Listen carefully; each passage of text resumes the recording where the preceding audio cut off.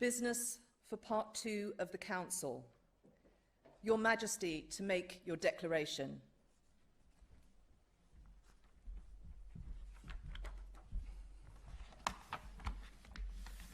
My lords, ladies and gentlemen, it is my most sorrowful duty to announce to you the death of my beloved mother, the Queen. I know how deeply you, the entire nation, and I think I may say the whole world, sympathize with me in the irreparable loss we've all suffered. It is the greatest consolation to me to know of the sympathy expressed by so many to my sister and brothers, and that such overwhelming affection and support should be extended to our whole family in our loss. To all of us as a family, as to this kingdom and the wider family of nations of which it is a part, my mother gave an example of lifelong love and of selfless service. My mother's reign was unequaled in its duration, its dedication, and its devotion.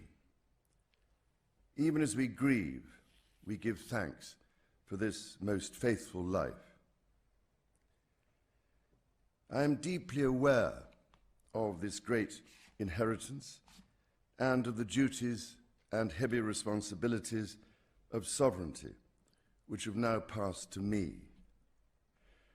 In taking up these responsibilities, I shall strive to follow the inspiring example I have been set in upholding constitutional government and to seek the peace, harmony, and prosperity of the peoples of these islands and of the Commonwealth realms and territories throughout the world. In this purpose, I know that I shall be upheld by the affection and loyalty of the peoples whose sovereign I have been called upon to be, and that in the discharge of these duties, I will be guided by the counsel of their elected parliaments. In all this, I am profoundly encouraged by the constant support of my beloved wife. I take this opportunity to confirm my willingness and intention to continue the tradition of surrendering the hereditary revenues, including the Crown Estate, to my government for the benefit of all, in return for the sovereign grant which supports my official duties as head of state and head of nation. And in carrying out the heavy task that has been laid upon me, and to which I now dedicate what remains to me of my life, I pray for the guidance and help of Almighty God. I have with humble duty to crave your Majesty's permission for the publication of your gracious speech. Approved. Concerning the security of the Church of Scotland. I understand that the law requires that I should, at my accession to the Crown, take and subscribe the oath relating to the security of the Church of Scotland. I am ready to do so at this first opportunity. I, Charles III, by the grace of God of the United Kingdom of Great Britain and Northern Ireland, and of my other realms and territories, King, Defender of the Faith, do faithfully promise and swear that I shall inviolably maintain and preserve the settlement of the true Protestant religion as established by the laws made in Scotland in prosecution of the claim of right, and particularly by an act intituled An Act for Securing the Protestant Religion and Presbyterian Church Government, and by the acts passed in the Parliament of both kingdoms for union of the two kingdoms together with the government, worship, discipline, rights and privileges of the Church of Scotland. So help me God. I now invite Your Majesty to subscribe both copies of the instrument, confirming the oath has been taken.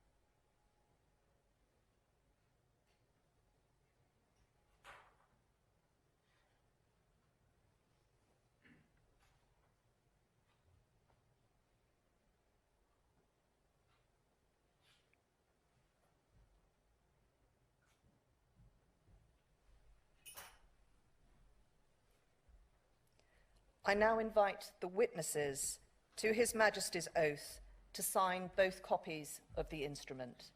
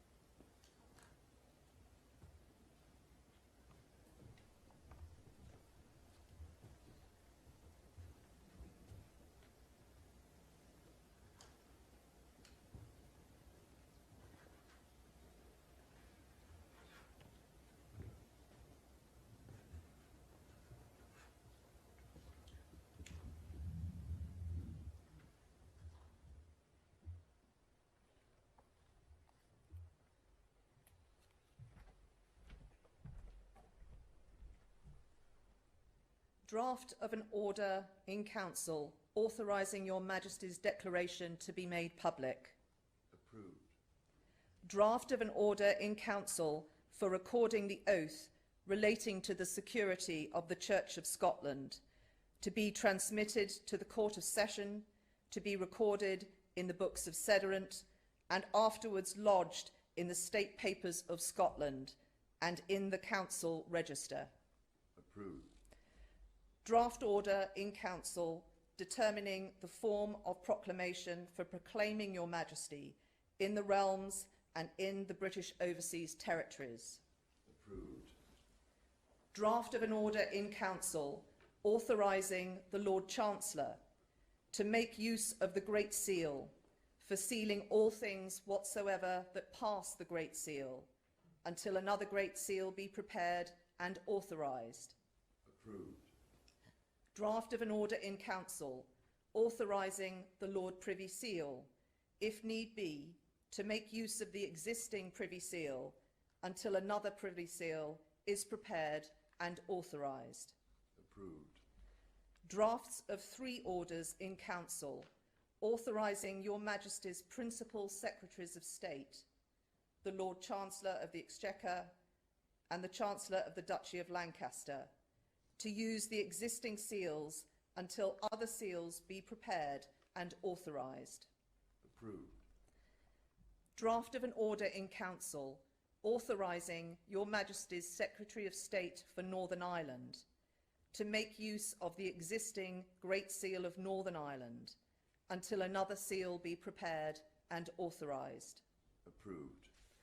Draft of an order in Council authorising Your Majesty's First Minister of Scotland to make use of the Great Seal of Scotland until another Great Seal of Scotland be prepared and authorised. Approved.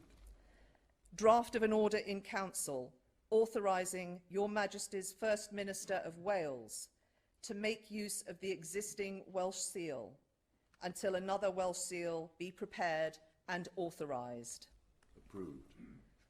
Draft of an order in Council authorising the public seals authorising the respective public seals lately in use elsewhere than in the United Kingdom to be made use of until new seals be prepared and their use duly authorised. Approved.